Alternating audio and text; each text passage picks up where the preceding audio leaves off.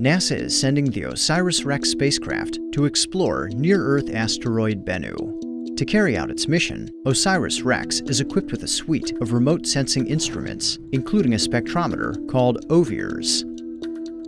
OSIRIS-REx is a mission to bring a sample back from an asteroid. That's not something that we've done before, and that's very exciting. The idea behind OSIRIS-REx is to go to a pristine building block of the solar system to try to find out more about how they formed and to bring a sample back here to Earth. OSIRIS-REx's primary science goal is to grab a sample of asteroid Bennu and return it to Earth for analysis. Planetary scientists are interested in asteroids because they're chemistry sets representing the formation of the solar system. You can't learn that on Earth because the Earth has erosion and other processes that have changed its pristine condition. Asteroid Bennu is interesting because it's one of the blackest objects in the solar system, so we think it's covered with carbon material, organics, the building blocks of life. To search for organics on Bennu, a team at NASA's Goddard Space Flight Center built the OSIRIS-REx Visible and Infrared Spectrometer, or OVIRS. OVIRS is a spectrometer. What that means is it breaks down light into a lot of little individual wavelength packets. When you look at very fine detail from spectra, you can tell what the material is that you're looking at, and that's what we're excited about. The idea of going out and looking at something and saying, oh, I know what that's made of, and that would be a good place to take a sample. Before arriving at asteroid Bennu, OVIRS will have to survive 2 years in the unforgiving conditions of space. Fixing a broken part after launch is not an option, so OVIRS has a uniquely durable design.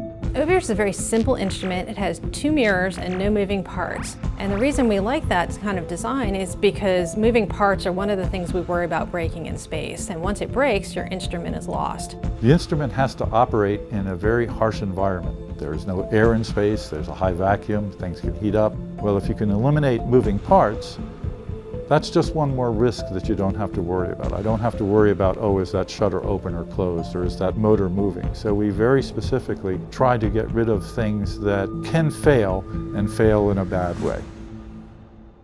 Designing instruments to survive in space is critical, but just getting there can be a bumpy ride. Rockets shake their payloads during launch, so instruments like OVIRS must pass a vibration test to prove that they are launch-worthy. It is the test that I hate the most in the world. You've spent 5 years making this nice little beautiful thing and you hand it to somebody and say, try to break it. So one of the things we do in vibration testing is we'll shake it as hard as we think it's going to see, plus a little bit more, in every possible direction, just to make sure nothing is going to break off during launch. On OVIRS, we actually had a case where the glue came a bit apart during thermal testing, and then when we put it on the vibration chamber, a full assembly gave way and there was a big pulse on the instrument. We had to stop and go back and make sure that everything was fine, which it was. We also had to redesign things a little bit, and that shows you the value of testing. Had that been on the launch chamber, we wouldn't have been able to do anything about it.